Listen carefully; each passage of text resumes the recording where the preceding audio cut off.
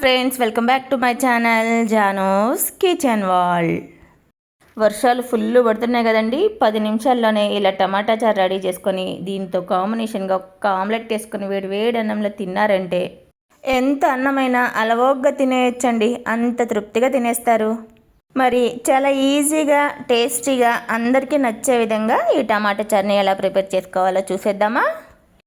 మనం ఎందులో అయితే చారు పెట్టాలనుకుంటున్నామో ఆ గిన్నెని తీసుకొని దాంట్లోకి 250 ml వరకు వాటర్ తీసుకొని మీడియం సైజ్ టమాటాలని ఒక 4 తీసుకొని వీడియో క్లిప్లో చూపిస్తున్నట్లుగా వెనకాల తొడాన్ని కట్ చేసి 4 ఘాట్లుగా పెట్టుకొని దీంట్లోనే ఒక చిన్న ఉసిరికాయ సైజు చింతపండును కూడా యాడ్ చేసుకోండి. టమాటాలు పులుపు ఎక్కువగా లేవండి, అందుకనే నేను ఒక చిన్న ఉసిరికాయ సైజు చింతపండును కూడా యాడ్ చేసుకుంటున్నా.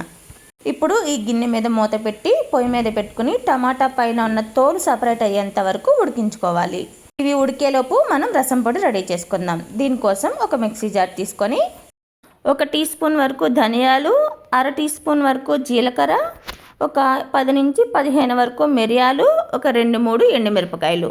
ఈ చారులోకి కారం అంతా ఈ మిరపకాయలు అండ్ మిరియాల వలన వస్తుందండి, చూసుకొని యాడ్ చేసుకోండి. ఇందులోనే 1 టీ స్పూన్ పచ్చిశనగపప్పును కూడా యాడ్ చేసుకొని ఒక చిన్న ఎండు కొబ్బరి ముక్కని యాడ్ చేసుకోండి. ఎండు కొబ్బరి ముక్క డైరెక్ట్గా వేస్తే నలగదండి, చిన్న చిన్న ముక్కలుగా చేసుకొని యాడ్ చేసుకోండి. ఇప్పుడు ఇవన్నీ పౌడర్లాగా మిక్సీ పట్టుకొని ఇప్పుడు ఇందులోకి ఒక 7-8 వరకు వెల్లుల్లి రెబ్బలను కూడా యాడ్ చేసుకొని మళ్ళీ ఇంకొకసారి మిక్సీ పట్టుకొని ఈ పౌడర్ని రెడీగా పక్కన ఉంచుకోండి. ఈలోపు మనకి టమాటాలు కూడా ఉడికిపోయి ఉన్నాయండి. చూడండి, ఇప్పుడు ఒక్కొక్క టమాటాని తీసుకొని వీడియో క్లిప్లో చూపిస్తున్నట్లుగా పైన ఉన్న పొట్టుని సపరేట్ చేసుకోండి. టమాటాలు ఉడికించుకున్నాం కాబట్టి కాస్త వేడిగా ఉంటాయండి, చేయి కాలకుండా కాస్త జాగ్రత్తగా ఈ పొట్టుని సపరేట్ చేసుకోండి. ఇప్పుడు మనం పప్పు మెదుపుకునే పప్పు గుత్తి ఉంటుంది కదండి, దాన్ని తీసుకొని ఈ టమాటాలని మెత్తగా మెదుపుకోండి. మీరు కావాలంటే కాస్త చల్లారిన తర్వాత చేత్తోనైనా ఈ టమాటాలని మెత్తగా మ్యాష్ చేసుకోవచ్చండి. ఇప్పుడైతే వేడిగా ఉన్నాయి, అందుకనే నేను పప్పు గుత్తితో మెత్తగా మ్యాష్ చేసుకుంటున్నా. చూడండి, వీడియో క్లిప్లో చూపిస్తున్నట్టుగా మెత్తగా మ్యాష్ అయిన తర్వాత ఇప్పుడు దీంట్లోకి ఒక 600 ml వరకు వాటర్ పోసుకుంటున్నానండి. మనం టమాటాలు ఉడికించుకునేటప్పుడు ఆల్రెడీ ఒక 250 ml వాటర్ పోసుకున్నాము. మనం వేసుకున్న పులుపుని బట్టి ఈ నీళ్ళని కాస్త అటు ఇటుగా అడ్జస్ట్ చేసుకుని పోసుకోవచ్చు.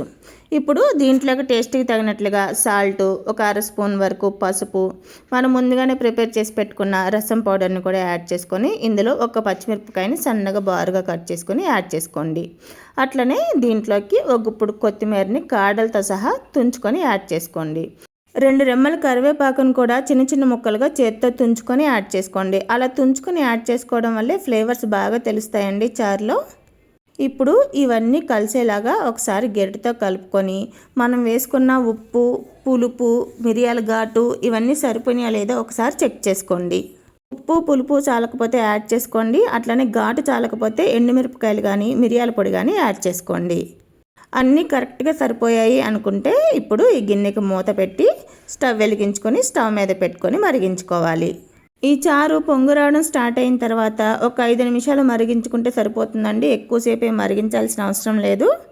ఇలా పొంగుతూ ఉన్నప్పుడు ఒక 5 నిమిషాల వరకు ఇలా మరిగించుకొని ఇప్పుడు దీంట్లోకి ఒక టేబుల్ స్పూన్ వరకు బెల్లాన్ని యాడ్ చేసుకోవాలి. ఇలా బెల్లం యాడ్ చేసుకోవడం వల్ల ఉప్పు, పులుపు, ఘాటు బ్యాలెన్స్ చేస్తుందండి. టేస్ట్ చాలా బాగుంటుంది. బెల్లం అస్సలు స్కిప్ చేయొద్దు. ఇప్పుడు ఈ స్టవ్ని సిమ్లో పెట్టేసి దీనికి మనం తాలింపు రెడీ చేసుకుందాం. తాలింపు కోసం ఇంకొక స్టవ్ని వెలిగించుకొని దాని మీద పోపు గరిటె పెట్టుకొని ఒక టేబుల్ స్పూన్ వరకు ఆయిల్ పోసుకొని ఆయిల్ హీట్ అయిన తర్వాత ఒక 1/2 స్పూన్ వరకు ఆవాలు, 1/2 స్పూన్ వరకు పచ్చిశనగపప్పు, 1/2 స్పూన్ వరకు మినపప్పు వేసుకొని వేయించుకోవాలి. దీంట్లోకి దంచిన వెల్లుల్లి ఒక 6-7 వరకు వేసుకొని ఇవి కాస్తంత ఫ్రై అయిన తర్వాత ఒక 2-3 ఎండుమిరపకాయలని తుంపుకొని యాడ్ చేసుకోండి. ఇవన్నీ కాస్త ఫ్రై అయిన తర్వాత ఒక 1/2 స్పూన్ వరకు ఇంగువని యాడ్ చేసుకోండి. ఇంగువ ఫ్లేవర్ బాగుంటుందండి. అట్లనే దీంట్లో ఒక 2 రెమ్మల కరివేపాకు కూడా యాడ్ చేసుకొని ఇప్పుడు ఈ తాలింపుని మనం మరిగించుకున్న రసంలో యాడ్ చేసుకుందాం. తాలింపు వేసిన వెంటనే చారుకు మూత పెట్టుకుంటే మన తాలింపు ఫ్లేవర్ అనేది చారుకు బాగా పడుతుంది. ఒక 5 నిమిషాల తర్వాత మూత ఓపెన్ చేసుకొని దీంట్లోకి కాస్తంత కొత్తిమీరను కూడా యాడ్ చేసుకుంటే మన టమాటా రసం రెడీ అయిపోయినట్లే. ఈ రెసిపీ మీకు నచ్చినట్లయితే ఒక లైక్ ఇచ్చి నా ఛానల్ని సబ్స్క్రైబ్ చేసుకొని నాకు సపోర్ట్ ఇవ్వండి.